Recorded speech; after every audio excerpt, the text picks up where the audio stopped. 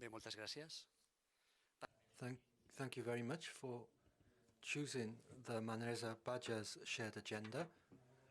We hope it's a very good experience for all of you. Thank you to the organisers and to the whole team of the economic strategy, and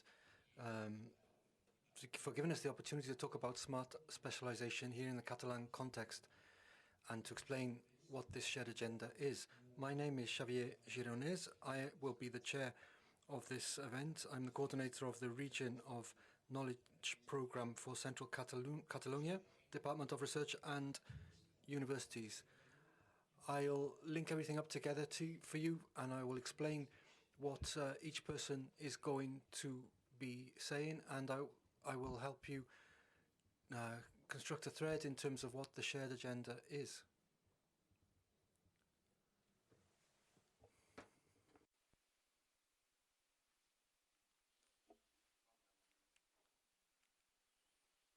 Encenem, apaguem, reset?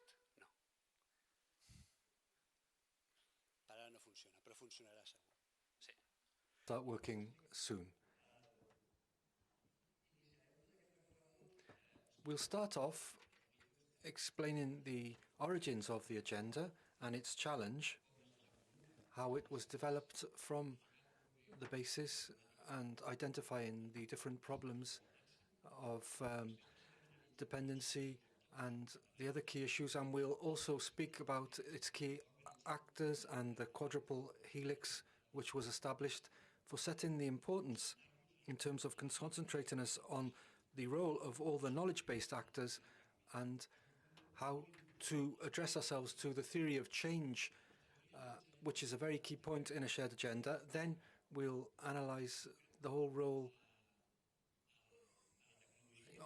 of technology, of data, of everything involved with knowledge management, and move on then to look at the focus of enterprises and their involvement in the innovation processes. It's very important in this sense then, and we'll develop specific areas here analysing how an idea in a shared agenda can be developed towards an innovating process and achieve a service which has its own features and nature. And we'll then arrive at our conclusions and we'll reflect on the future of our joint agenda. Now, the Mayor of Manresa will take the floor, Mr. Marc Aloy, who will start off our afternoon here with an analysis of the situation in Manresa-Bages and talk about our main challenge in terms of the challenge that we have. Thank you, Marc. Thank you, Xavier. Thank you for inviting us to speak about this shared agenda for Manresa-Bages. And we're very happy to be here. It's a teamwork, and when we're talking about teamwork, what we have to do is base ourselves on the generation of confidence and on people's own generosity. There are a lot of words here which are linked up and which are joined into our work in terms of communication of the cities, of the region, of coordination.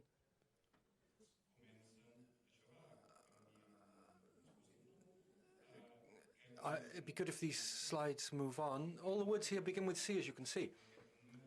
And this is a cloud of basic values which we have when we start working together as a team, developing a joint agenda.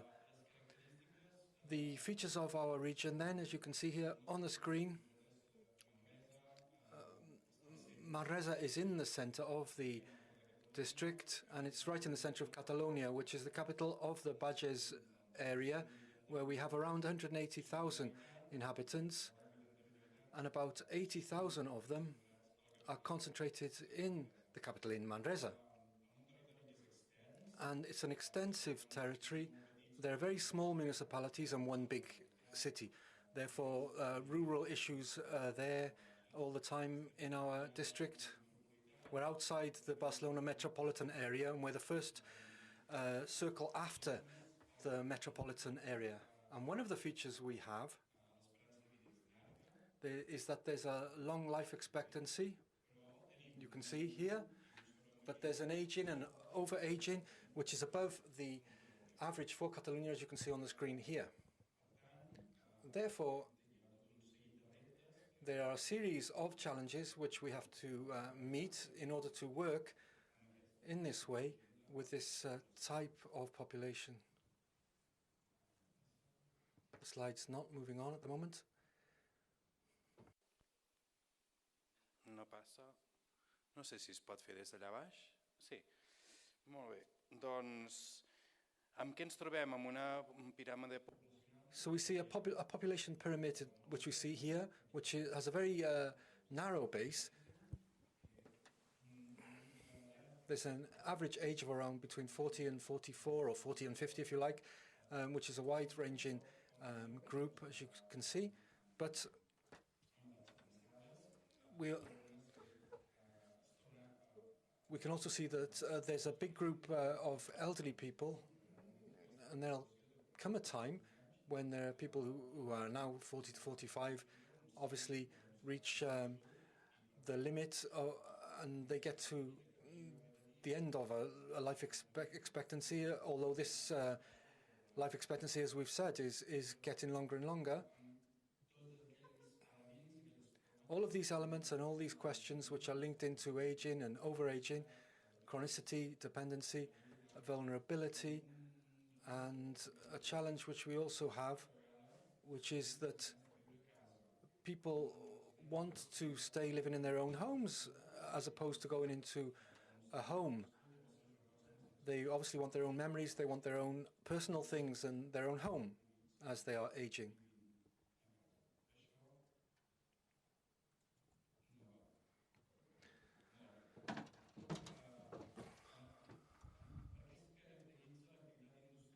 In terms of the industrial activity in our city and in our district, we are part of two river basins, the Llobregat and the Cardener, which have been the source of our wealth during centuries. There have been a textile sector, potash mining and quarries. It's even been said that the Llobregat was the most productive river in the whole of Europe because there was a lot of textile industry and a lot of people living from this industry and living around the river. Textile, however, in the 70s and 80s of the 20th century went through a big crisis, and that meant that both the city and the region had to reinvent itself. It took advantage of the memory and the metallurgical industries which were linked into the textile industry, transforming itself into different industries such as automotive, and we're now looking at other changes. We have a metallurgical sector and textile which is almost gone, metallurgic which is strong, as I say. At the same time, we still have to reinvent ourselves, and there's an innovation sector which is powerful. We have an ecosystem which is very diverse in our area. It's not just fixed on one industry, but there are different sectors. The weighting of industry, as I say, is strong. Agro-food is also strong. Services is also strong, especially in the town of Manresa, which is a big service provider, and in terms of university, shops, social services, hospitals, etc. So there's a lot of diversity, as I say.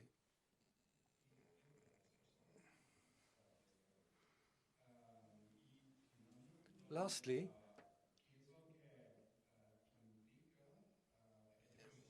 what does this ecosystem based around the person mean then? Well, we've got the person in the middle, elderly people who need services, who've got chronicity problems, who've got certain diseases or degrees of dependency. And there's an environment linked to the whole of this, obviously.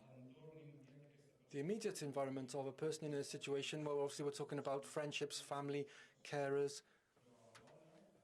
and at the same time, we have to look at hospitals, institutions, the services which are provided, research institutions for hospitals, and we have a number of institutions like this in the city and in the region, which are very important. Also, there are institutions in the field, in the social field, health field, which work on dependency, etc. And therefore, what we've done is to make a network between all these different institutions and all these bodies with coordination from Manresa Council, and there's a university element within there as well from UPCC and the Polytechnic University of Catalonia, and we've worked on the basic channel that we've talked about, chronicity and dependency. And here's my last slide. Basically, we do all of this to link together all our strengths and to have more muscle together, working jointly to face these different challenges which we have as a territory, to provide the best responses that we can to our citizens in the field of health and social issues. I'll now pass the floor to the Deputy Councillor, Mariona Holmes. Bien, moltes gràcies, alcalde.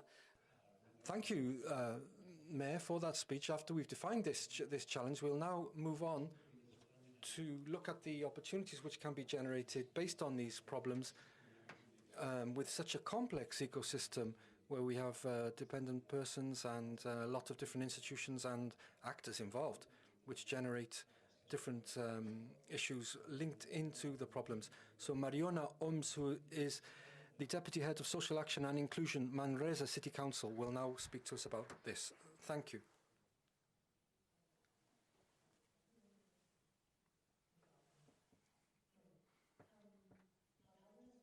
The Mayor explained to us who we are and who we are as a region and who we are as a city and what opportunities are generated and how we've transformed ourselves and how we've identified these different challenges.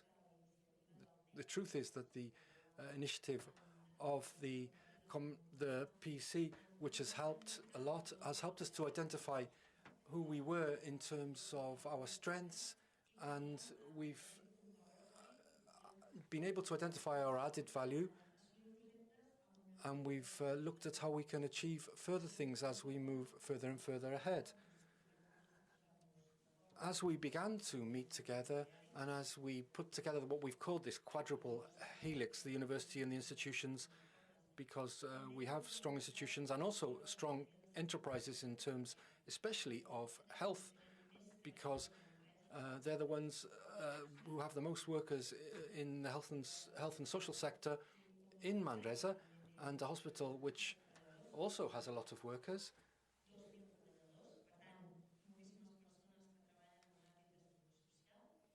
So there are a lot of people working in the social area, and there are also technological companies who identify social and health areas as an area for technological development where innovation can be carried out.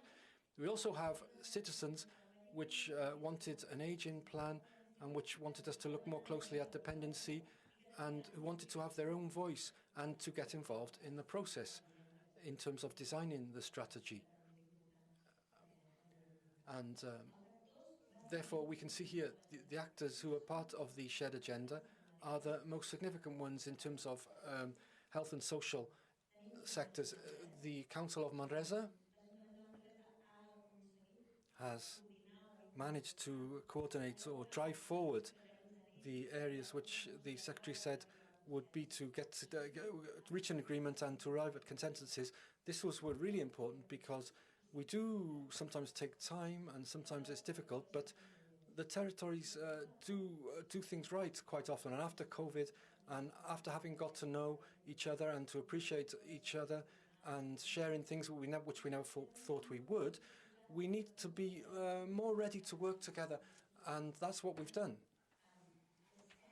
It's certain that the different partnerships have been tested over time, and this has helped us to see that now our consensus can be easier because we're more aligned and we recognize a common challenge, and above all because we recognize our mutual value. And this is really important because we know that the complex challenges can't just be solved by one entity. One thing which I don't have or which my partner doesn't have, we can usually help each other given the experience we have in our different expertise areas. So we created this motor group. Ampans works with disabled people and people who are at risk of exclusion. The UPC, the Polytechnic University, Altair, which is the reference hospital of Central Catalonia, the biggest one. And we have the Institute Catalan for Health, mostly in terms of primary health care. Sant Andreu Salut is a mid-sized hospital and also for care homes for elderly people in Manresa and throughout the area, and URECAT, which is the Technological Development Center for Catalonia, which is of reference for the whole region of Catalonia, and which interprets for us different areas from the work which has been produced from universities and other research bodies. Manresa University, which forms part of the Vic University, and also the Generalitat de Catalunya, because the overall speciality project for territorial competitiveness was key as we move forward. The Chamber of Commerce, of course, was also an important player, and the local councils. The actors form part of an ecosystem. We talked about this, of having this kind of systemic viewpoint, and we began to identify the different flows and the weaknesses and strengths which we have, and we generated spaces for collaboration, sometimes between all the members of the shared agenda, sometimes between just two partners, sometimes the actors involved want to take things further. So we have different projects which are managed within this system.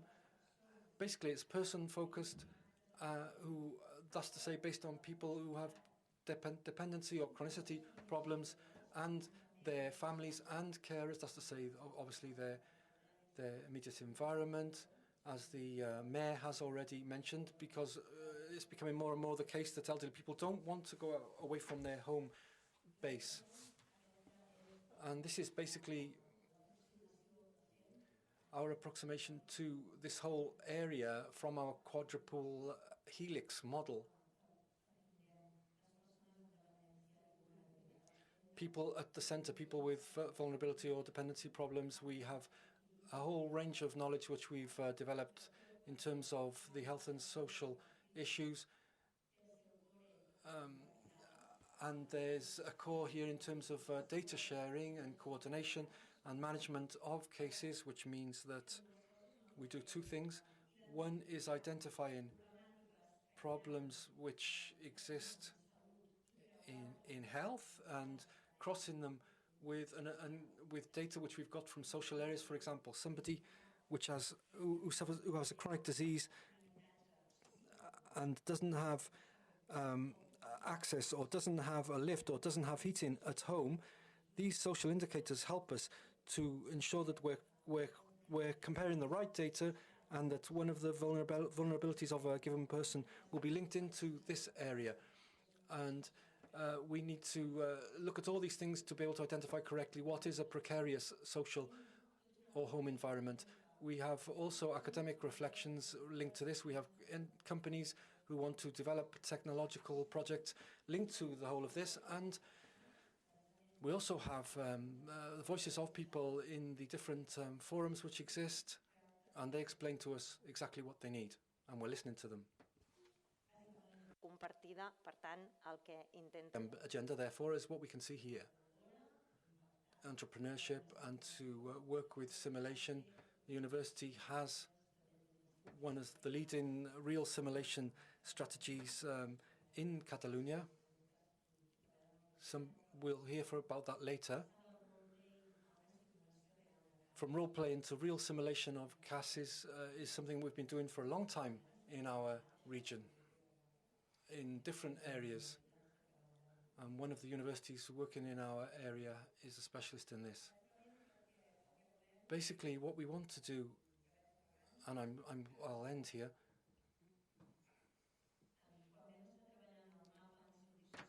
When we were working on the map in health and social areas, we tried to give systemic value to the connection points which existed between the different systems and also all the different actors who form part of said system. You get a little photo, but that'll be explained more later. One of the conclusions is that we don't also always need more money or always more professionals. We need money to be better invested, and we need the professionals to be better coordinated to achieve a better impact. So one of the first learnings we had was that we don't need budgets or things which are incrementalist, but rather we need to identify our strengths to be able to manage things that we do in a better way. Basically, this is one of the maps which I was already talked about, one of the nodes there and how things are linked up. And here we can see the leverage points. And what we wanted to say basically is that for our territory, it's a leap forward because we can position ourselves and we identify with it. It's difficult, however, because most actors have different ways of measuring things. They have different professionals, they have different objectives. But with generosity and with our commitment, that's to say of all the partners, we can achieve things working together because we can achieve a better impact in that way. Thank you. Moltes gràcies, Mariona.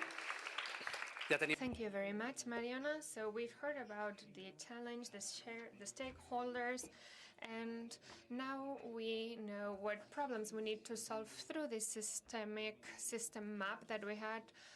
We worked with 60 entities and people jointly, and these are our leverage points, our levers. And this is the key of the shared agenda, because through these leverage points, we can work on the different strategic areas of the shared agenda. So research, innovation, structural separation between the health and the social care, the sense of community, and the focus on prevention. The 4 topics that you will see that we will further delve into. But where are we going to? In order to answer that question, we need to have joint expertise and to involve the knowledge actors. That is why we invited Lluïsa Sort, Research and Innovation Coordinator of the Manresa campus of the big university. And then we have Alejandra Boni, who is Deputy Director of Ingenio, who is part of the management team. And they will explain how they came up with this co-creation of the theory of change. Thank you, Xavi, for this introduction. I am very grateful for being here. I feel part of the Bages team. I will briefly explain what this TIPSI is. TIPSI is the Transformative Innovation Policy Consortium in English. It is a consortium of national governments and research institutes whose goal is to change the narrative of research and innovation. We do not want to focus only on economic growth, but rather focus our policies on the social and environmental challenges. We also have as a goal to have a set of experiments to approach, implement, and evaluate transformative innovation policies, for which we apply methodologies that we call TIPSI methodologies, and I will explain one of them. And we also share a goal of creating a network of people and organizations to work with a transformative perspective around the world. Currently, we have regional governments from Sweden, Panama, and South Africa, and Catalonia as well. Actually, the Catalan government will become the first regional government that will become part of TIPSI. It will become official next year, but it is already part of this consortium as well. Ingenio in Valencia is part of the TIPSI as well as other centers from the UK. And in this framework of this collaboration between Ingenio and the Generalitat, we began working together in 2020. And in 2021, we began working on this shared agenda of Bages and the Lleida region as well. So we have these two different groups of two different shared agendas. I mentioned that we work on using TIPSI methodologies. We do other things, but we develop specific methodologies. And along with the shareholders that we work with in Lleida and Bages, we have created what we call a formative assessment or a formative approach to evaluation or assessment. It is a way to see assessments and we do that while trying to incentivize the participants to actively contribute.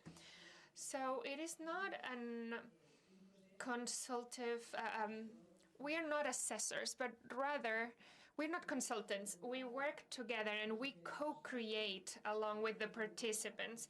We use the multi-level perspective, MLP, which is a theory based on a greater framework called transitions. And we use this theory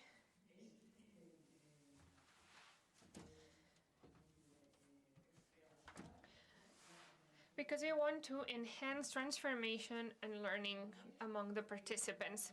And this methodology allows to build a monitoring, evaluation, and learning plan based on a methodology using the theory of change.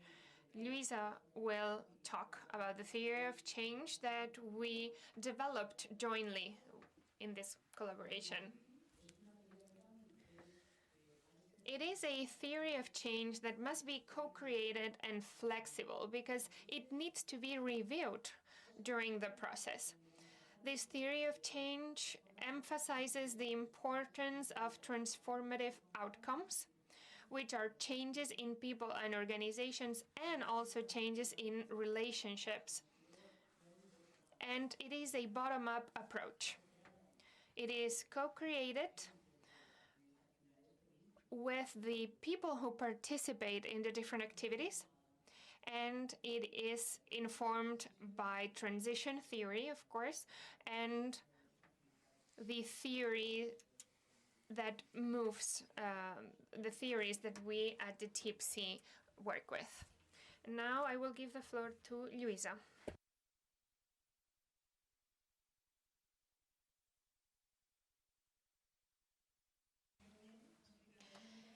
Very briefly, I would like to explain what was this co-creation process of the theory of change within the shared agenda. As Sandra mentioned, we began working on this in July 2021, and the co-creation process itself was wrapped up in December 2022. However, it is a live program. As you can see today, we are still active and currently working on this.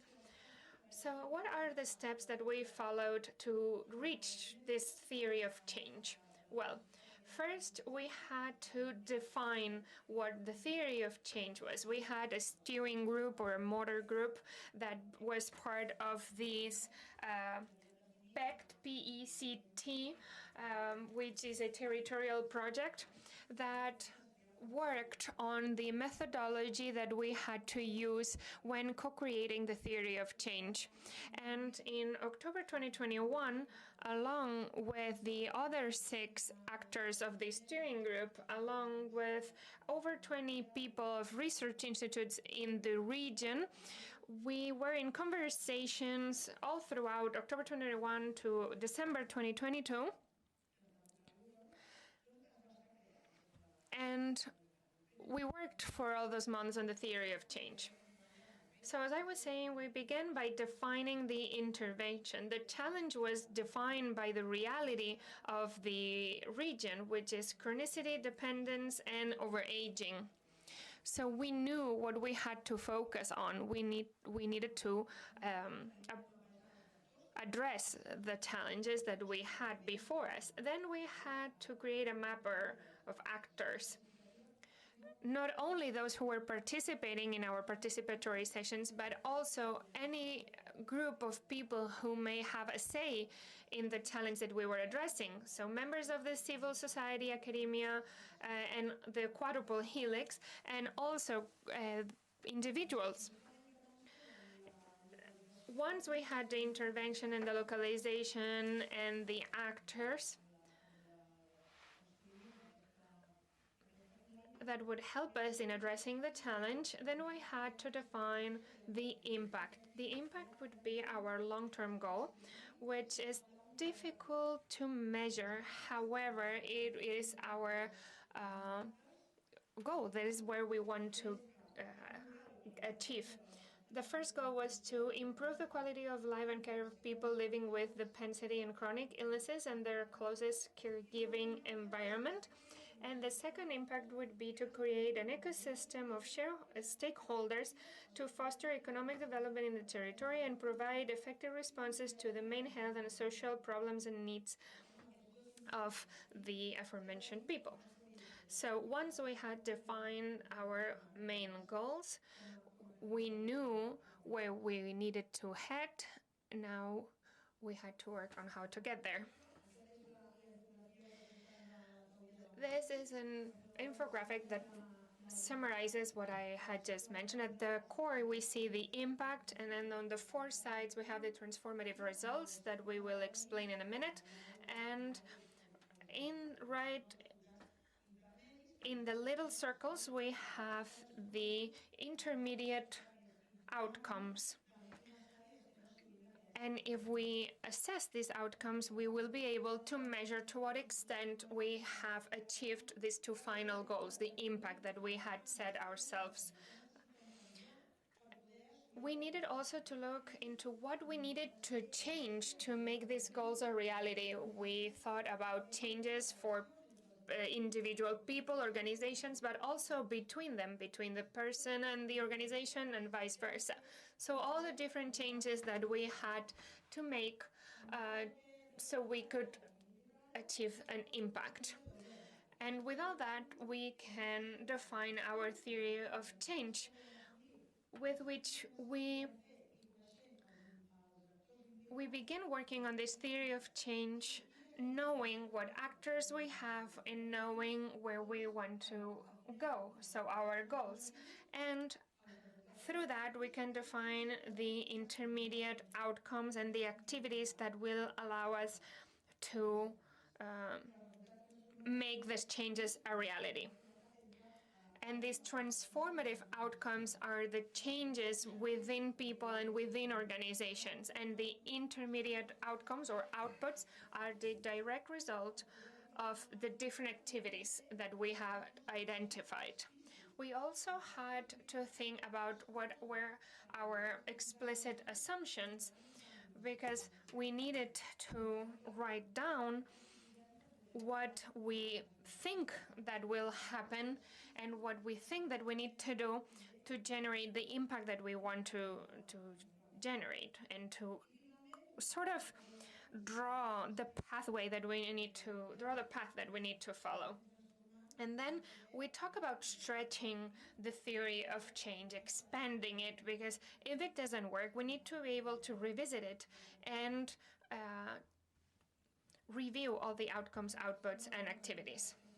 These are the transformative outcomes that we found, that we identified. The first one has to do with the participation of people with dependency and chronic diseases in research studies, and when it came to defining the solutions. Then the second one would be empowering the citizens, empowering the population to better define the challenges that they found and the solutions.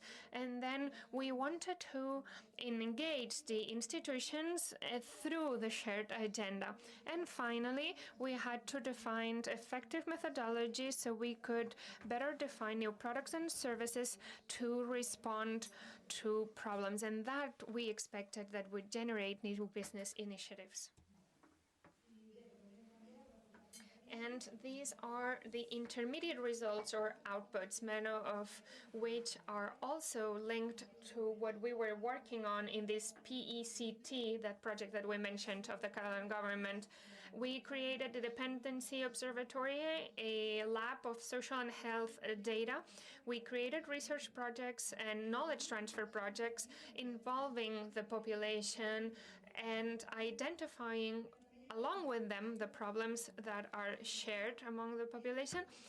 And we wanted also, well, we saw a transformative, innovative research approach and some entrepreneurship. And the process of creating the theory of change at the same time, from March to December 2022, we began working on the monitoring, evaluation, and learning plan. We began by determining the signs of change to see if we were indeed changing something and to see if we were achieving some sort of transformation. The first sign would be to see the exchange of data between the different entities. We wanted to see projects proposed by people living with dependency and chronicity, and if people living with dependency and chronic illnesses began to sharing anonymized data voluntarily. And once we had these signs of change, it was a matter of measuring if they were appropriate enough to measure the impact that we wanted to achieve and that we were working on. And if, in order to do that, we created a set of indicators that can be qualitative or quantitative. There are many, but I brought 3 examples: the number of projects that were proposed by people living with dependency and chronic illnesses and their caregivers, the number of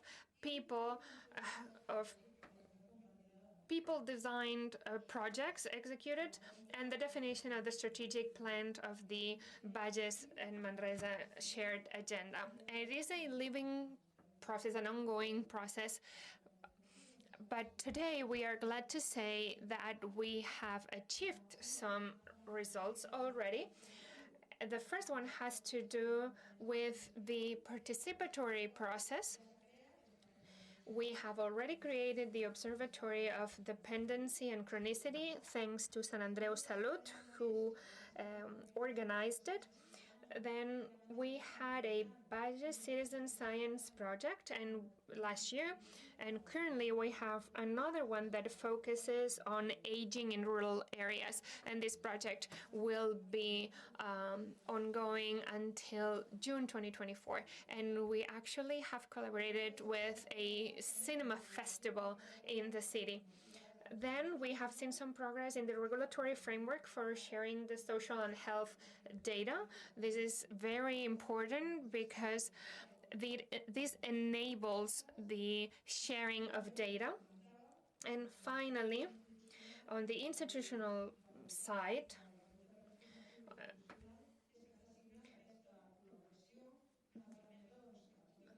there has been the signing of a collaboration agreement, which is an open collaboration agreement to continue working together and continue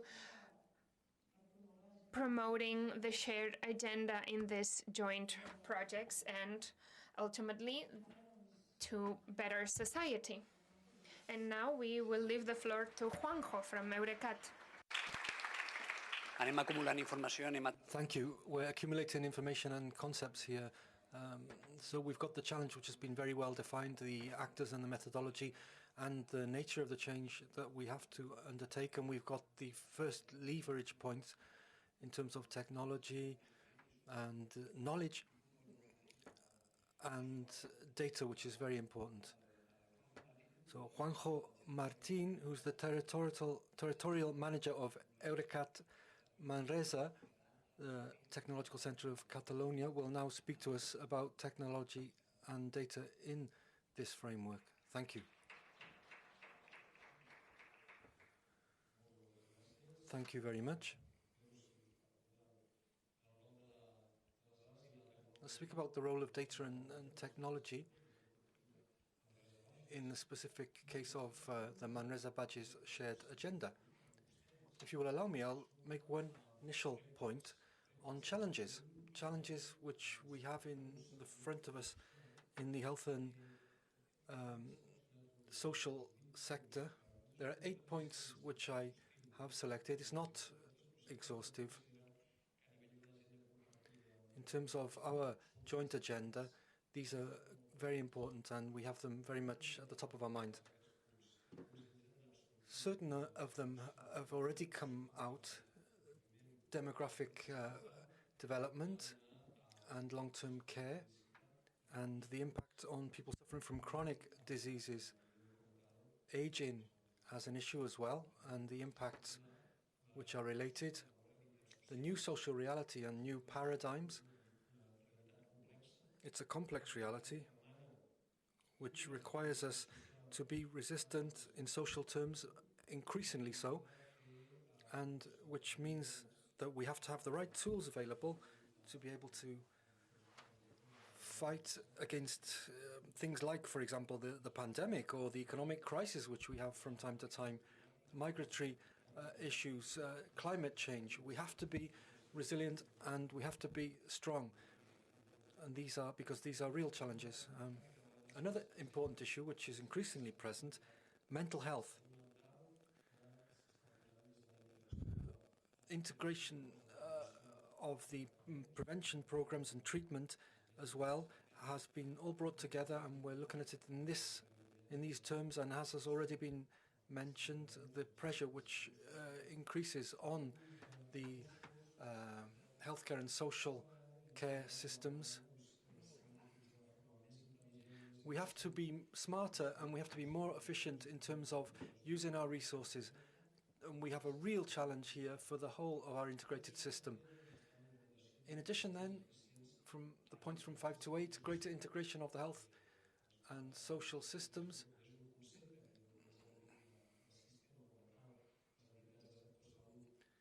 The health and social care systems are aware of certain of the problems very clearly, and there are certain challenges which are growing. For example, the new regulatory requirements on a European level and international level, different levels, pharmacological level, also in terms of the devices, data privacy, a whole bundle of issues which are linked in there, which are all important. And 2 further points, then 7 and 8, which are perhaps not so obvious, but I did want to talk about them. The advance of digitalization as such, of course, is a fact. But the challenge here is in terms of how to make it compatible with people, how to empower people and not to leave anyone behind as we're going through this digitalization process. We have to be very aware of this at all times. And the last one then, interdisciplinarity and multi-technology. We're talking technologies here in plural, not just one technology, obviously. So now, more than ever, we integrate different solutions and different technologies to achieve the aims that we require in different fields and using different technologies, as I say. And within our shared agenda, we have this very present. Here we have 4 big pillars. The industrial technologies, the more classical ones, if you like, which are constantly evolving, the digital ones, biotechnology and sustainability technology. And these cross-fertilize each other, and when we talk about a 5th helix indeed here, because there's the areas that we have here in the circles on the right-hand side of the screen, private sector, civil society, academia and technology, and of course everything within a framework of sustainability, sustainable development. We have to be very aware of the need for this at all times. Technology as an enabling tool to tackle challenges and opportunities for innovation and transformation. It has to be a facilitating tool to enable us to face up to these challenges effectively. to provide the innovation that we require, and that it can reply to all these different elements, the areas we see here, products, processes, business models, etc., all the things we can see there on the screen. It's a tool which facilitates many things for us, and it's key to our shared agenda. In terms of the challenges, we have to define the work streams which will enable us to achieve these objectives. And there are 8 points here, again not exhaustive, but they're very significant. The global trends, for example, on an international level, to enable us to face up to these big challenges. The first one, which is present in our shared agenda, the Hospital 4.0,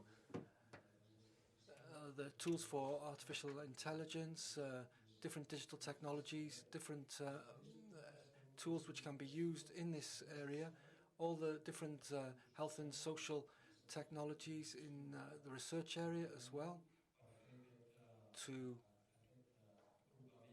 get closer to dealing with chronic diseases in a more holistic manner. Also, systems to support decision-making in different key areas, and that's something we're working on very aware of. Personalized medicine, not just an ecological focus, but also in terms of rehabilitation, in terms of having a person focus at all times. And the 4 which are left there, linked into the medical devices,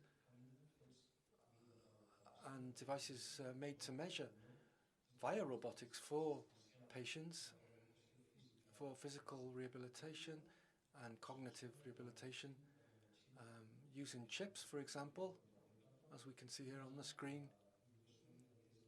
and what is referred to as precision nutrition, personalized nutrition. Technologies we can see in these examples here to face up to the different trends and the different work streams which have been set on an international level. They're very wide-ranging, and here we've chosen just 6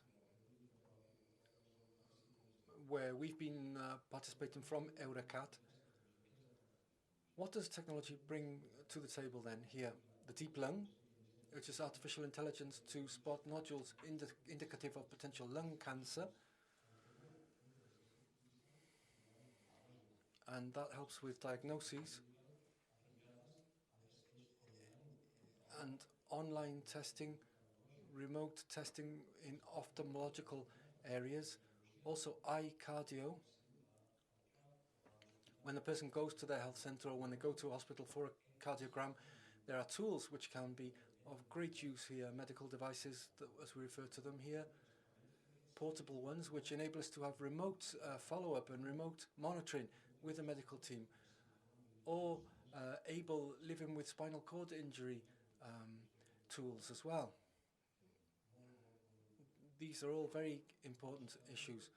Robotics here, the NHOA that we have on the screen here to reduce people's isolation, people who live at home, old age people, and the V-chair, which is an example of how robotics and AI can be applied to enable treatment and for people with reduced mobility. Technology is a tool and it has to be in the service of people. So when we referred back again to the territorial specialisation and competitiveness pact and how to focus technology to provide service for people, Bages giving the right response to these issues is a holistic project which is within the framework of the shared agenda for Manresa-Bages, and the aim is to transform via innovation and be person-focused.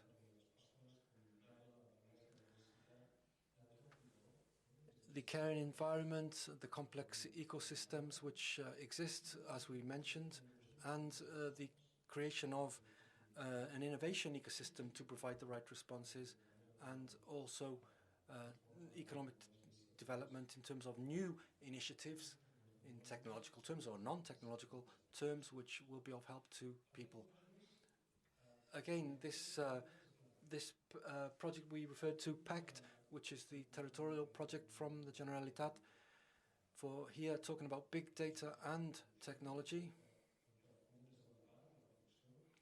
Here we're really fomenting debate and interest, a reflection process, having citizens participating, defining the different problems and talking about the challenges and looking at things in a holistic way, analysing all the different areas and looking at the patterns which can enable us to produce new services, solutions and products to address ourselves better to the problems. And also we offer mentoring and help to the companies which are developing new tools. This is essential here. This is obviously an artistic representation of data in Manresa-Bages, but it's a nice picture because it shows all or many of the different bodies that have been involved, and this is a reality. Data in terms of people, bodies, local administrations, universities, enterprises. Of course, the thing is to be able to take real advantage of all of this put together and to ensure that we're working off our strengths. The Observatory of Dependency and Chronicity here, as we can see, feeds into the lower level there of Manresa-Bages Health and Social Data Laboratory. We channel the data and we identify opportunities, and we are really linked back to what we looked at earlier of all these different organisations which are there, which may appear complicated, but it was artistic. But we come back to come up with real solutions, such as the designs we can see here, to provide new products, because from PEC-Bages we have to identify the right challenges and also identify the projects and products that we want to arrive at. We developed a platform which is called Chrono 360, which links into our ongoing present systems, which is smart and provides holistic care and undertakes active monitoring via AI of patients. This has been tested in 2 real study cases, and in a manner of speaking, it will be put into production soon.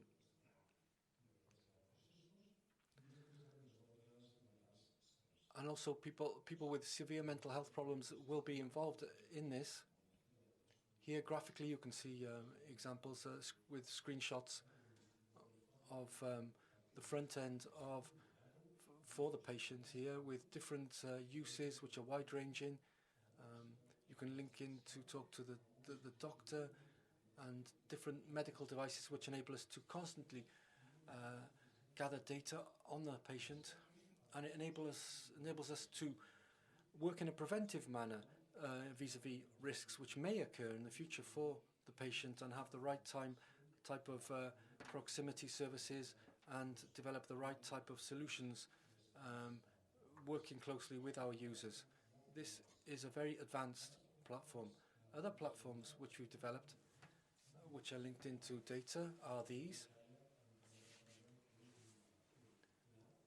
There's an app here on the top left, app Althea, to provide more information for people to know more, not just about their visits to the doctor, but also about specific areas, when they will get an appointment, to provide more calming services, as it were, to people, for them to have better knowledge of their situation.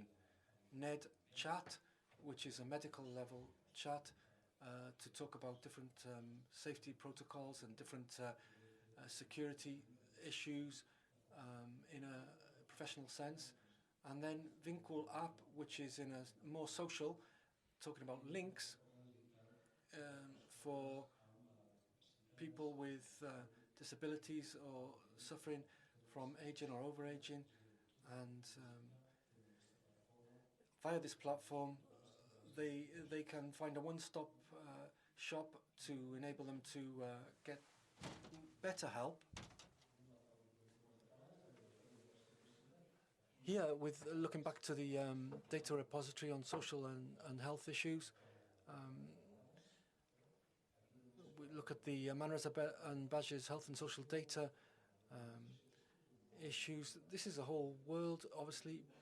This is a first step to enable us to create a holistic situation in terms of social care and healthcare.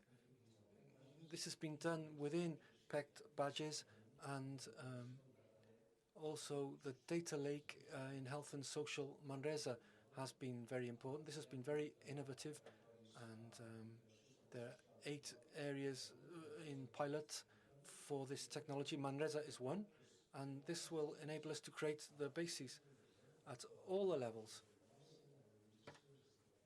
Anonymization, common data repository, systematization of data collecting, data analysis and tools for decision support, and the other points we can see listed there on the right-hand side.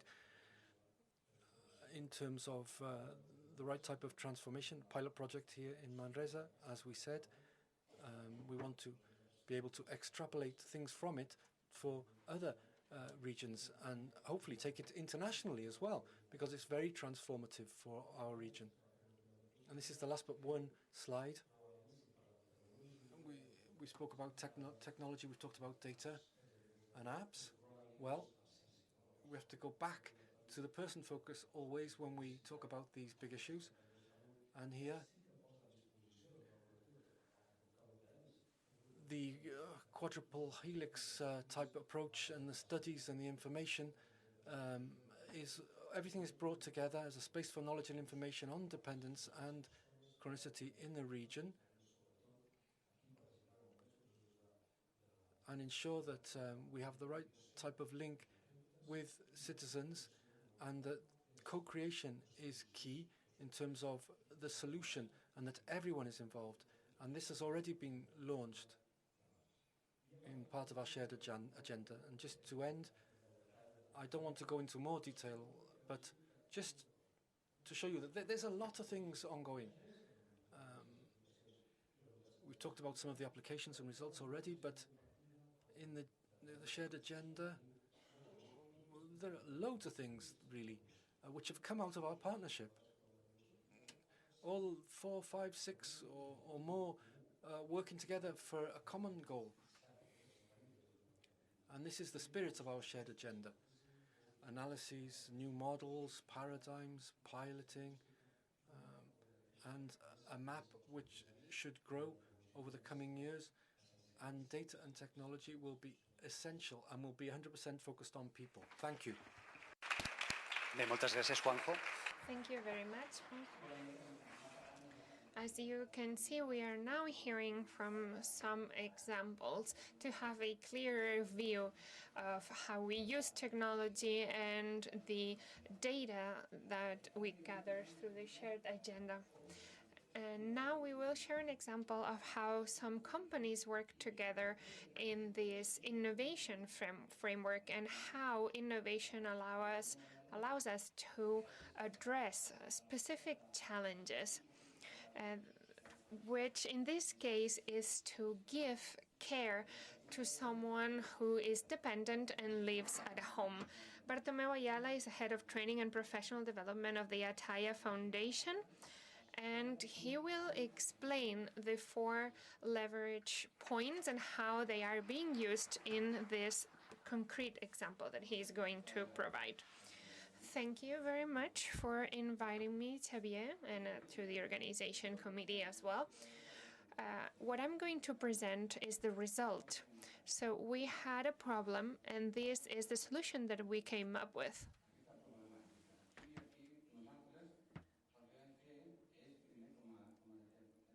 This is how we went about this once we had the problem. As you can see, you can already see the MAP, which is medical.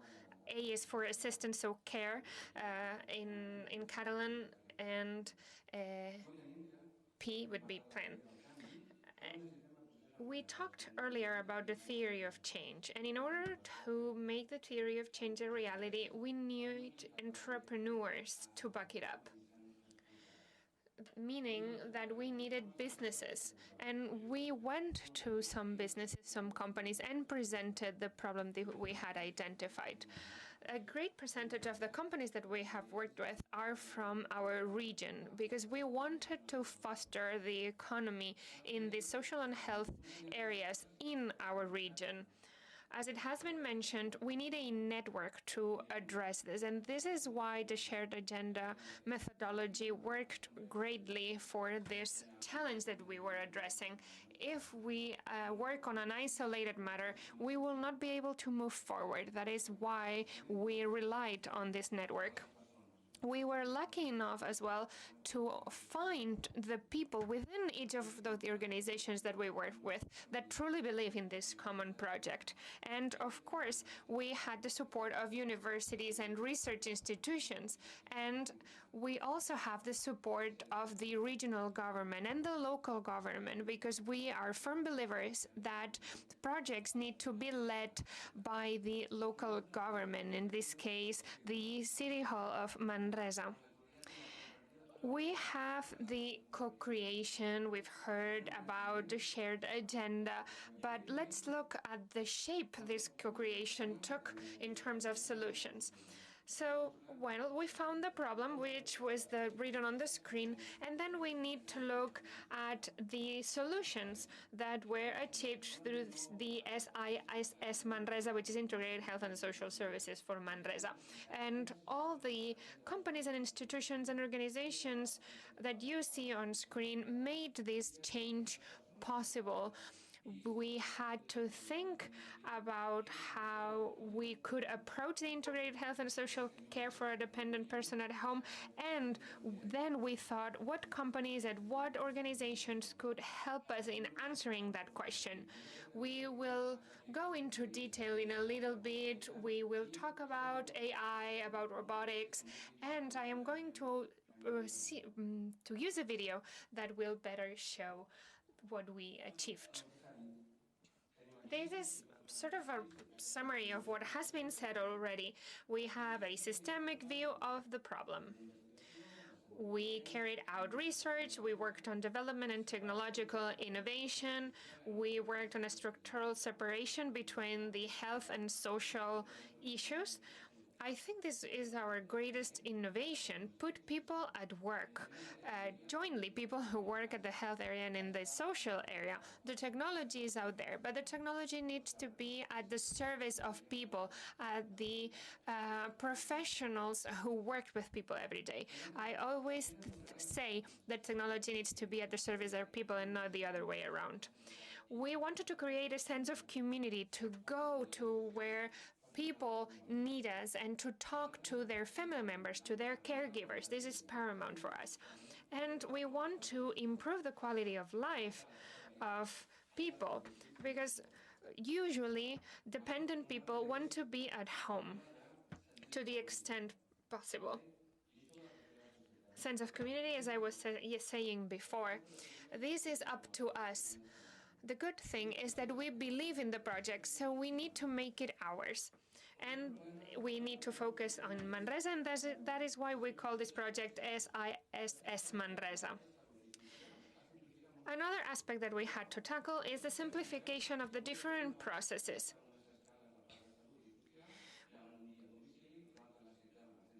When someone needed care or to request social or health care, people had to one day go to the social affairs office, and then they had to go to the primary care center. So it multiplied the different processes, and we wanted to simplify that for people who are dependent. As the mayor was saying, we have an aging population, and people who need the care are over the average, the age average of the region, but so are the caregivers, and that needed to be taken into account. That is why one of the ideas that came up was creating this robot that helps in moving the patient. These are the different phases of implementation of the model. This, of course, was decided after doing research, and we came up with this organization. In the first phase, we did a pilot test with 15 dependent people and their caregivers. And the second phase, which we are currently working on, we are implementing this model in 452 cases. And the third phase would be to optimize it up to 2,200 cases. And this number was decided after some research carried out by the Manresa local government. But how does a person access this? And now let's look at the video and I will explain over the video. Okay, so what you see here is the initial point of contact. There is a call that says, well, we need someone to access this system. We go into the system, and that is why we developed a technology that allows us to gather all the data from a person. We have everything ready so we can do a home visit once a person is entered into the system. That allows the entire team to go to the home of the patient, and that allows for the people carrying out the visit to truly see how accessible the home is. For example, it says the amount of stairs that people have to go up to access the home. We can gather a lot of data, and this technology has allowed us to unify all the information and to see truly where the person lives, because before they would talk about the set of stairs at home, but we were not able to see it.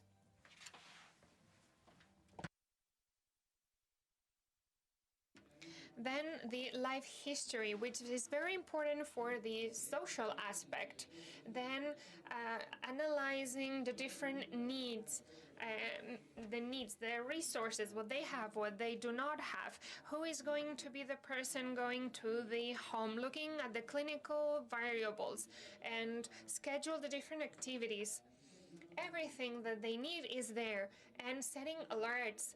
Who can set an alert? Well, the social team can do it, the health team, the healthcare team can do it, and they can see a shared schedule to know what that person is doing at any given time. For example, let's see, sometimes a nurse goes to a diabetic patient and they cannot do their work because there has not been a previous hygiene. So there are a lot of factors to consider. Thanks to the artificial intelligence in the form of a sensor, not a camera, alerts, this AI tool alerts the healthcare provider of something that is out of the ordinary in the patient. This is monitored through an app that the doctor has, but that app is also available for the patient. They can decide on how to go about it. They can have a monitor, so a specific TV screen, they can use the app or a different tool. And everything is monitored, and the healthcare provider goes, as we were saying, to the home. It is paramount that the patient can communicate, specifically for patients who have neurological disorders. They can then access communication devices that work only with their stare or that can be used with simple finger movements. And this is the monitor that I was talking about that allows the patient to see the alerts. For example, an alert from the pharmacy saying that the medication is ready to be picked up, or instructions for the caregiver on how to move the person or what to feed the person.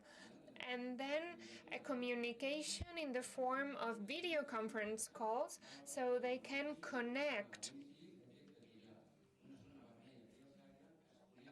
Let's say, for example, that the healthcare professional be it from the social or the health area, visit the patient and see that there's a problem. They can connect with the doctor and discuss the case.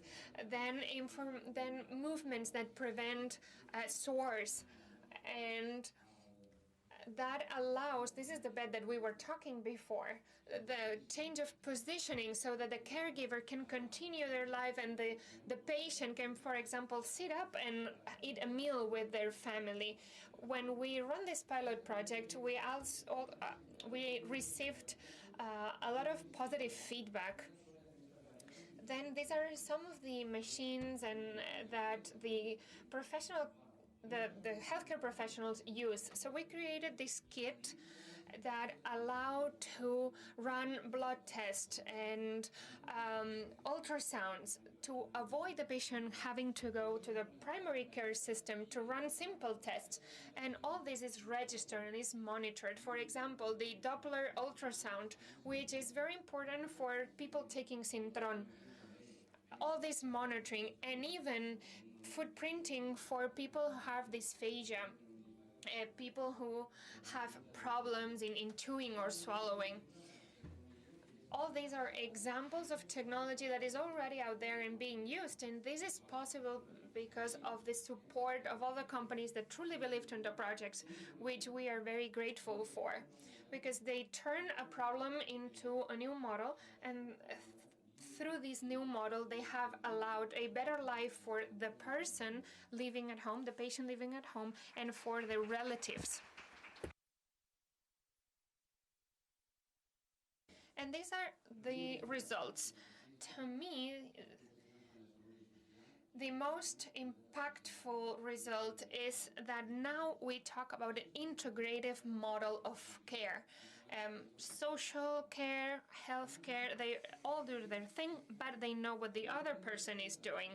We have integrated also the health and social data. We still have a little bit of room to growth. We need to better define what data we have, but we are on it. We are achieving results there. This morning, actually, we were working on this, and we provide training. We have increased the monitoring of people at home 24 hours a day. So we go beyond the 2 hours that are required for the change of position of the patient, but rather now machines allow us to monitor some variables such as blood sugar and other tests that can be carried out at home. And if something goes wrong, that sends an alert to the either the caregiver or the healthcare provider. Then we managed to decrease the family burden. We expect this indicator to go up because the results are fantastic. And here we see a 27.3% of reduction of unnecessary visits to the primary care center. And we are not accounting for visits to the hospital, but rather only the primary care center. If we consider that we are talking about €6 per hour that are paid to the primary care physicians at the health system, do the math. We are saving a lot of money here. Some other provisional results. We have seen an improvement in perceived quality of life, 82.7%. This is a large figure. And also a perceived quality of life of the family environment.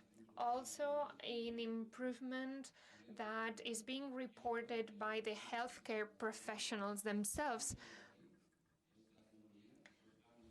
This is because of technology. Technology needs to be easy to use, and technology needs to provide the necessary data to carry out all this work. And, well, we also see an improvement of the perception of public administration support for the model. And now that we have them here, well, we would demand a little bit more support. Other results that we have observed, new businesses. We have seen, for example, a company that have joined our project, Health Thinking, as a result of health thinking, of dental hygiene that will go and carry out dental hygiene procedures at home. All the professionals involved in the care of the patient have access to their data. And then there's the economic incentive of the sector, the return on investment. If we work together, we can achieve this ROI. Whenever I talk about this, my boss sort of reprimands me, but we're not talking about money for the sake of money. But the truth is that when the project is good, money is there, and that helps motivating other companies that maybe before would not consider going into this. And very important, we will not achieve this change if we do not teach this change at the university level. That is why we are working and we have designed a training of the new skills that will be required for nursing school, dental school, and also the social sector that will work on dependent people. That is why we are working on this professional upskilling for professionals who are already working there, so they know what they need to do, and also for those new professionals that are coming out of the university so that they can be better prepared. As we have said many times, we need to work together and not in an isolated manner. Thank you very much. L'experiència col·lectiva de moltes empreses. So with all this experience of a lot of companies co-creating together and facing up to the challenge, we will now move on to look at an entrepreneurship example of a concrete case which Sonia Riera, who is the CEO of Control Live, will now explain to us. Thank you, Xavier. I'd like to begin by asking a question. And the question is, do you think you'd be able to be for 24 hours stretched out without moving? It's difficult. It would be difficult, wouldn't it?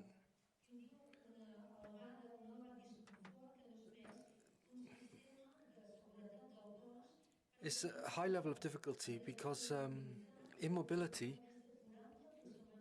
can present more than 40 negative and systemic consequences for the health of the body. So the post-op, for example, and people with reduced mobility, it can be very problematic. We have to solve certain problems by moving, but what happens when someone can't move around actively? It's absolutely essential that a third person helps this person to move. Control Life was born out of a patient experience for a person who suffered severe mobility reduction, and at hospital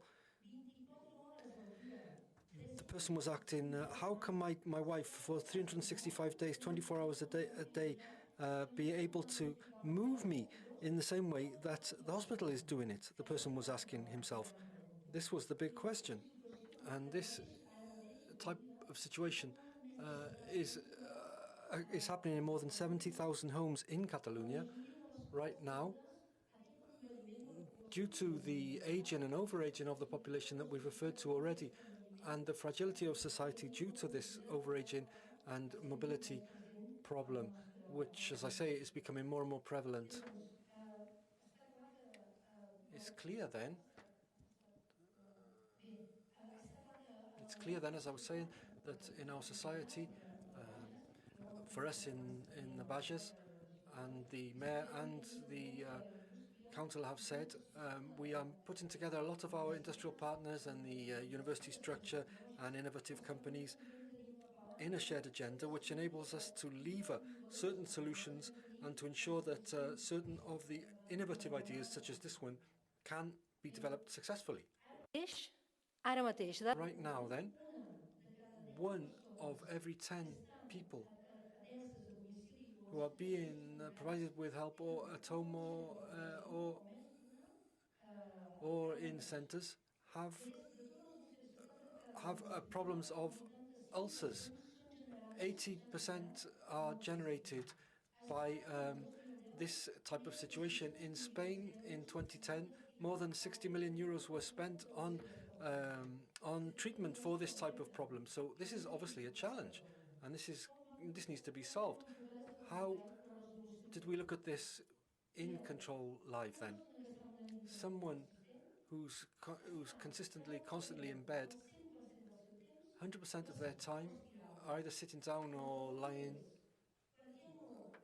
And your question was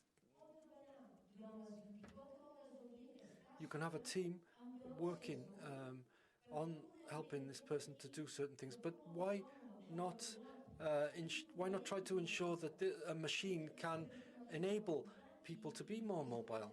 And this is what we've done by achieving this development that we can see here using robotics. The V-Chair robot, which can be programmed and personalized. Obviously, someone who is tetraplegic or has certain problems, but someone who's had a stroke or other issues will have different problems. So we need to have personalized, tailor-made solutions. Nosaltres ho vam afrontar buscant aliats. We faced up to this challenge by looking for partnerships, and these partnerships, we looked for them in our local area with important companies from the industrial sector, as the Oliver Torres Group, universities like Manresa University, technological centres like Ampons and the other ones listed here, and health partners listed there as well, who would help us to drive forward this initiative. We had a big problem, obviously. Obviously, any startup has problems at the outset. You move from the dream stage, the desire stage, and to move forward, but you need capital. And this search for capital, obviously, is one of the first obstacles that one has to overcome. In the health sector, things are very regulated, and of course you have to be aware of the barrier nature of some of these regulations as well. And again, when we were going to position the teams, we found many complications, facilitating factors. Again, Juanjo mentioned some of them. The integration of technologies, digital tools. This has really helped us using robotics, using voice recognition, and using other elements. And all this, as I say, has been part of our joint agenda in Bages Manresa. In terms of the contribution to the transformation, we've been able to improve the quality of life for patients and also of carers by ensuring that informal carers who do provide treatment and provide care, that they don't get ill themselves or don't have problems because they're working so hard to try to help the patient. We've therefore developed the product in this way to try to help all people involved. And this will be better for the health system and the social services as well. And we prevent unneeded hospitalization.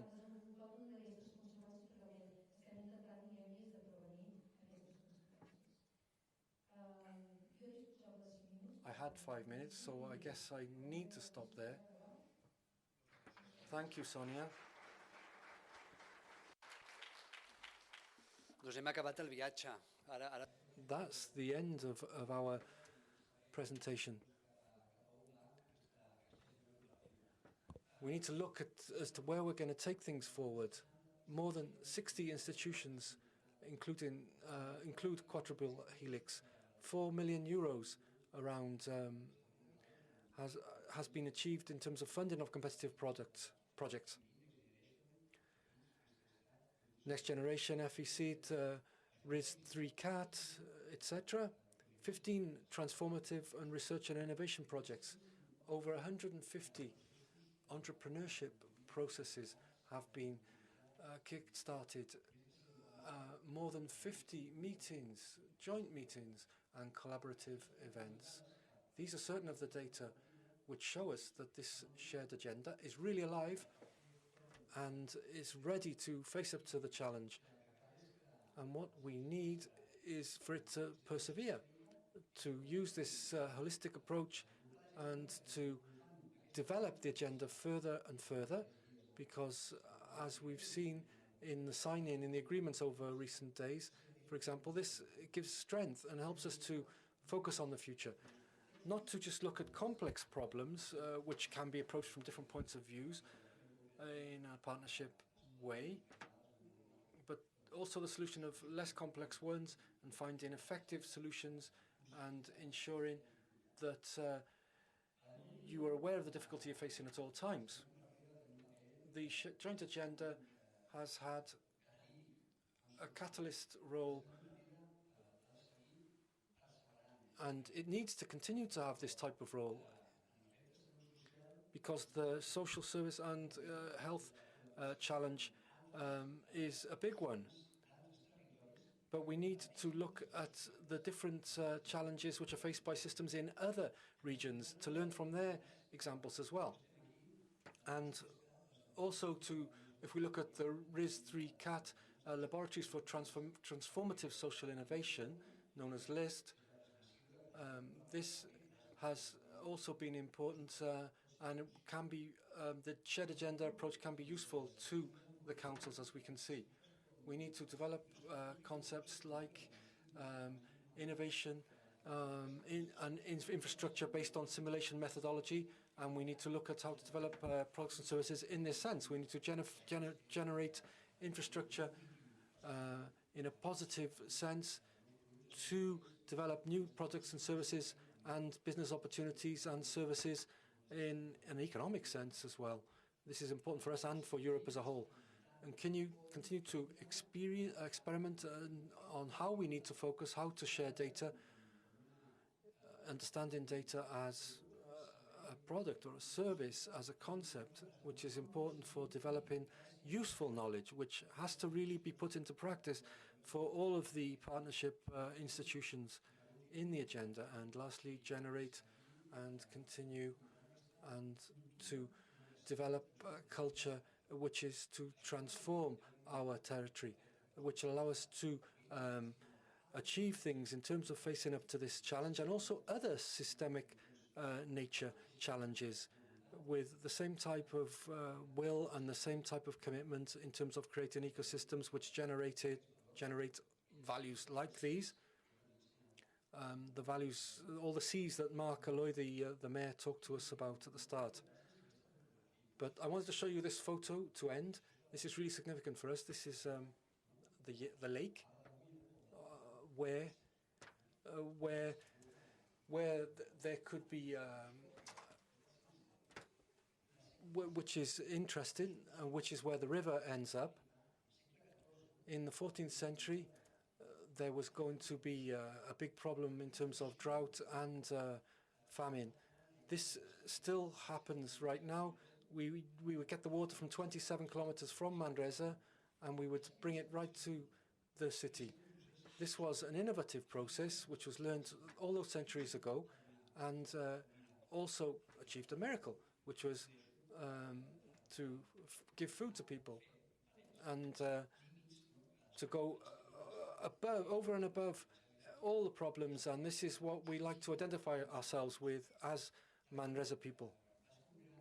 This was a lever for developing a technological revolution in the area and improve quality of life and development of our textile industry, of flour and also oil. And this river is still important, and this lake is still important. The joint agenda means this. We're not reinventing the wheel here, but we have to be aware of when problems are really urgent, and we have to be aware of the complexity of the problems, and that we need to be more systematic, and we need to bring together all our strength, and we need to bring together all the people from civil society, from companies, from local councils, to face up to complex problems like this. And thank you very much. We hope it's been a real pleasure. We hope we've been able to explain this to you in a good way, to tell you something about our shared agenda. Thank you very much.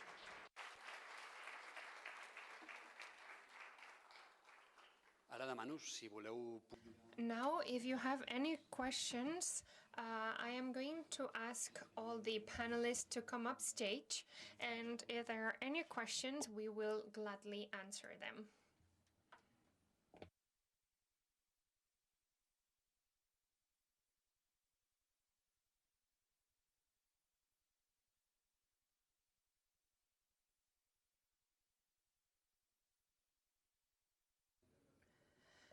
No questions then?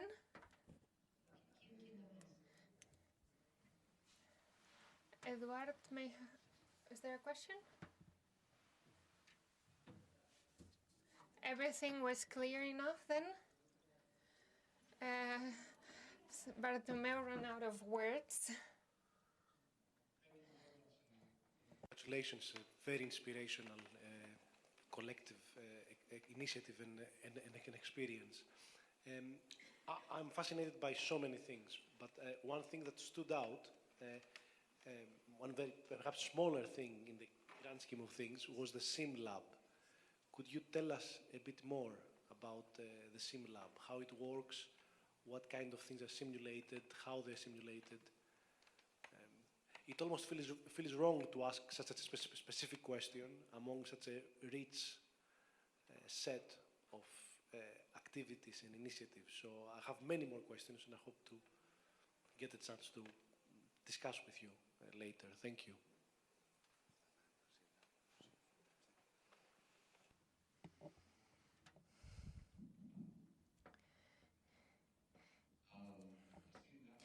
SimLab is a project with a simulation methodology in which we try to try out to teach in a real manner anything that may be done to a patient.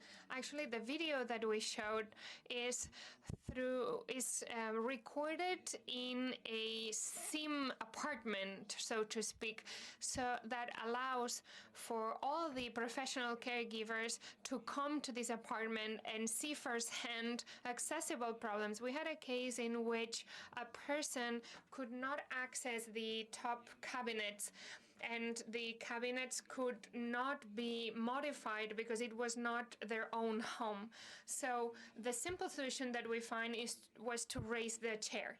So we want to integrate all the systems. We want to be able to simulate how the residential care takes place, these specific homes, in a safe environment, so that everything that happens there can then happen at the homes of the patients once the technology has been validated, because we need to double check that the technology is going to work. And another thing is that people need to know and learn how technology works firsthand. So we want this SimLab to be close to the universities, to the vocational training institutions, and also close to people, so they can come and see if the model is truly working and if it is going to work for them, if any given product can work for them. And also to be able to take these labs to the different homes. We have already identified 50 apartments where we can gather such data from the people. And I don't know if I provided a good enough answer.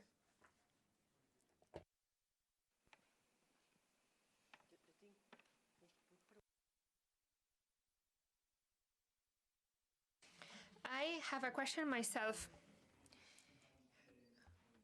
for my colleagues. If you could mention something that is critical for you to advance in the shared agenda, what would that be? What would you pinpoint as the most critical change necessary? And this question is for all of you, even for Tabby. Well, I want people to understand what the shared agenda is, specifically from the administration point of view. This is the greatest difficulty that we have encountered. This new methodology, we need to teach it. You cannot find it out of nowhere. because we have been used to working in the same way for 50 years. So a change in methodology requires a learning process. We cannot explain it so that it can be implemented overnight. People want to see results, but before that, they need to understand the shared agenda. This is one of the most complex issues that I myself identified. Within our region, it is true that there is more knowledge and understanding of what the shared agenda is, but when we go beyond our territory, our region, then people wonder, what is this that you're working on? Along the lines of what Bartomeu mentioned, I would say culture. This know-how that we have, we are currently ambassadors of this shared agenda. We have shared what we know and we are seeing some progress, but I would say that this change of culture is one of the barriers that we are overcoming, but it's still a barrier. You have seen some of the logos of the companies that are involved, and we are starting to share common experiences and common challenges and transformative results. So we are creating culture, this culture. We have advanced a lot in 2 years, but still a long way to go. I fully agree with Bartomeu. Our case is the bed that we presented, a robotics bed. And when we take this robotic bed to the house, it's relatively simple because probably the person found themselves in this situation all of a sudden, so they were not used to a previous bed following specific protocols. And once they are explained how to work with the bed, it is simple for them because it saves them the effort of manually doing the change of position of the patient. However, when we need to explain this to an institution, or even to explain to someone who has received training in nursing and in healthcare, someone who is used to carry out the protocol in the same way, when you tell them, well, you do not need to bend down, you don't need to do this physically, you just need to press a button or you need to go to this software, then that is a complicated thing, this change management that Bartomeu was mentioning. This is a complicated thing here, how to manage change and how to present this change to people who are used to doing the same thing for a long time. But slowly we are overcoming these barriers. Once we are able to showcase the benefits, the change comes on its own as a result, as a natural result of seeing the benefit. One of the goals of the SimLab is precisely this, to teach this change. For example, we had AI fall prevention, and we were able to prevent 85% of falls compared to the previous year. That is a lot, but usually people think about how to solve an emergency rather than tackling the prevention of it. Along the lines of my colleagues, I would add that one of our challenges is to work long-term, and that we can continue working on this environment that we have created in the short term, because we want to continue working together to create impact in the long term. We will need to keep motivation and communication among us. So one of the challenges is to not lose sight of the challenge ahead and to not lose sight of what we need to do to instill change. Any more questions? I would add, there is a question.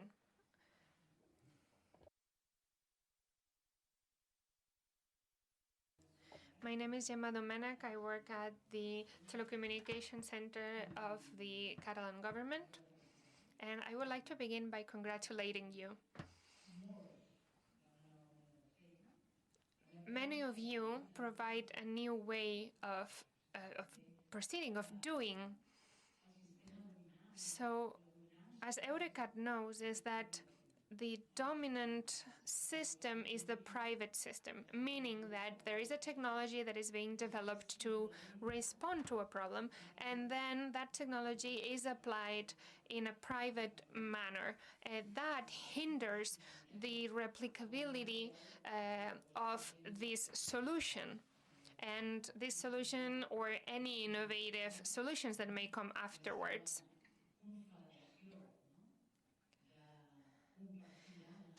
And when we touch on this sharing data and the data sharing, the complexity of the solution is even bigger. So my question is,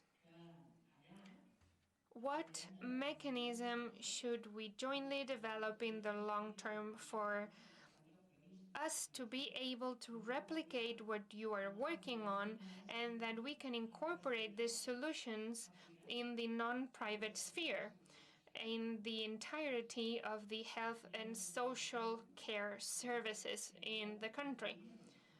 How can we begin working on this to enable the access to what you're working on, for the administration to be able to see what you're working on, and how can we facilitate the incorporation of these new technologies to the general health and social care services? I am sure that you are working on this already, but I wonder how we can all contribute and be present in all these advancements.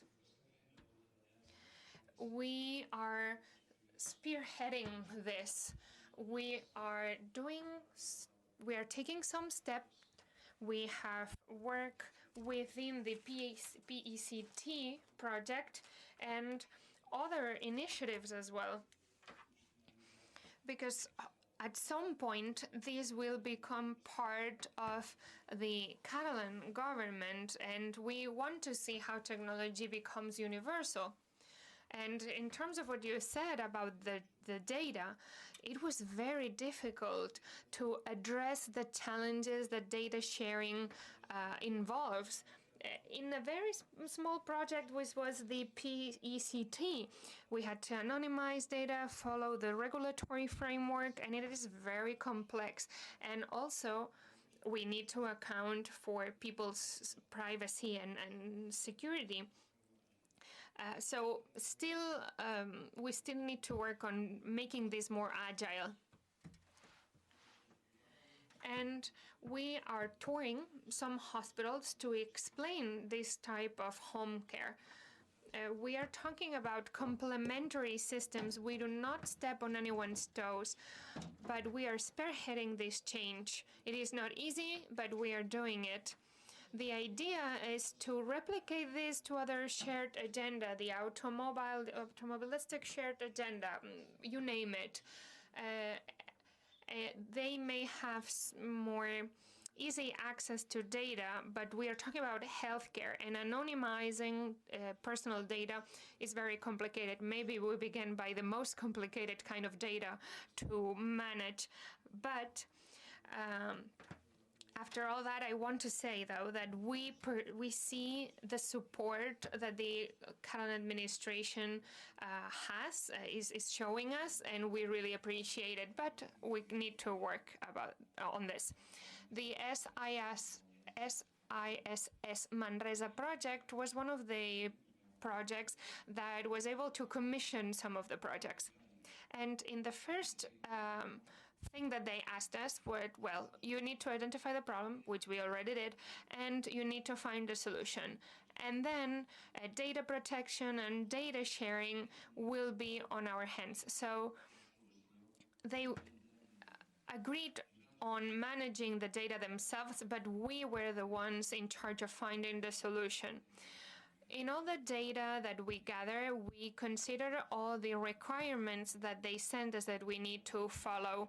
We actually follow the guidelines of the Catalan government to make sure that not only the data follows all the requirements, but everything involved in the project does. so that whenever the Catalan government wants to integrate the solution that we found, everything is ready.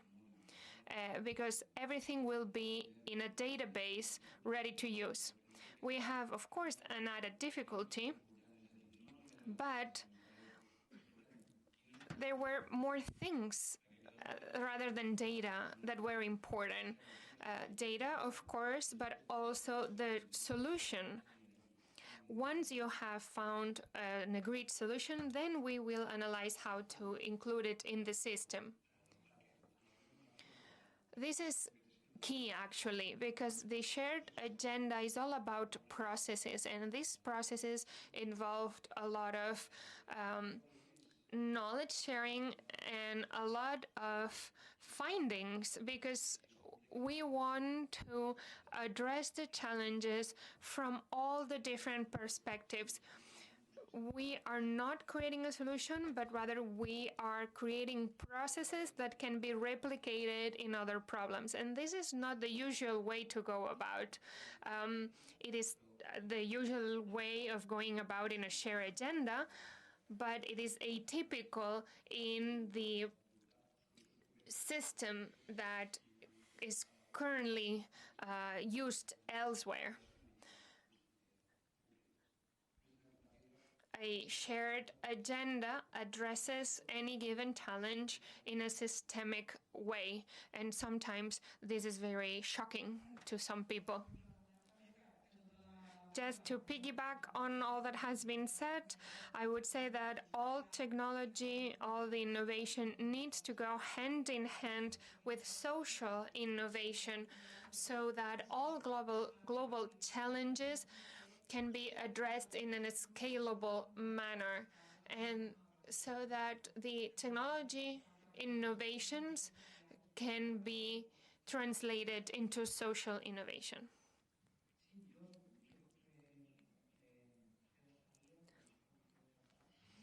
I would like to emphasize this systemic view, the systemic vision that has been mentioned, because of course there's the regulatory framework, the cultural framework, the new way of creating knowledge in a co-creation mode with people who need the solutions that are being created. All this is very characteristic of the shared agenda model, which is different from the usual way of working. And I would say that this is an added value of the shared agendas. It is a way that we also have to showcase a different way to address and achieve innovation. We run out of time, but if there are any questions, please feel free. Any question or comment from the audience? And otherwise, well, you can call us, you can reach us.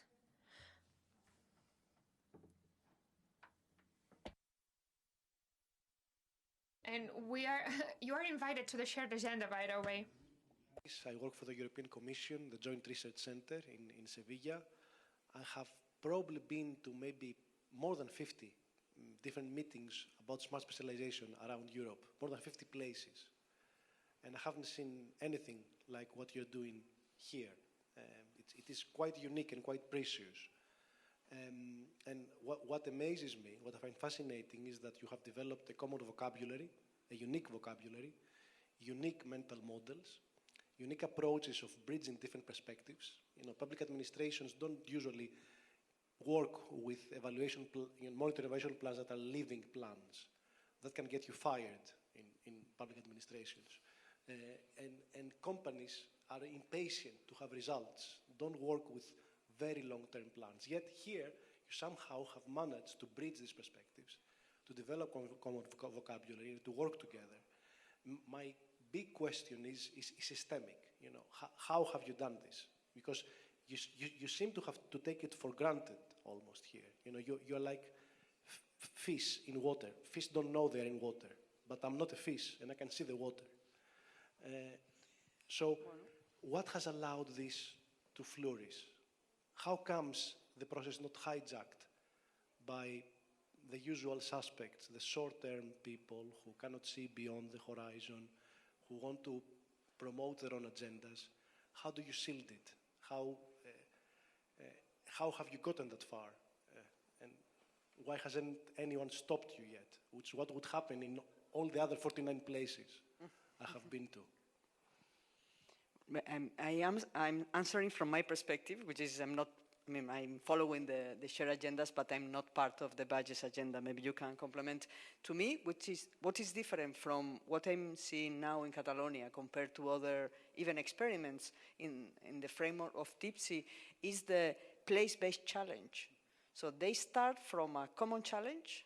In the case of Bages was the health and chronicity, and in the case of Lleida was the unemployment and etc. So they are really committed to address that challenge because the territory, the place is important, is relevant for all of them, and this is a different way of approaching transformative innovation policy, if I compare this with other experience I have in South Africa or in Colombia. So this place-based challenge and also the systemic vision, which is something that they are cultivating, and also from the Generalitat, they are pushing along,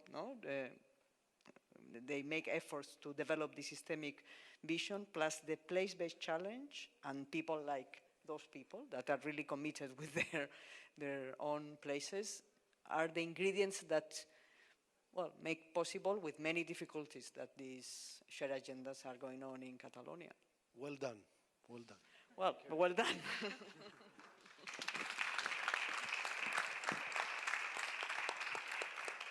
Bé, moltes gràcies. Thank you very much. I think this is it for today. Thank you very much for being here. Thank you very much for listening to us and asking us very interesting questions. And since we're talking about a shared agenda, we are open to sharing with you anytime. Thank you.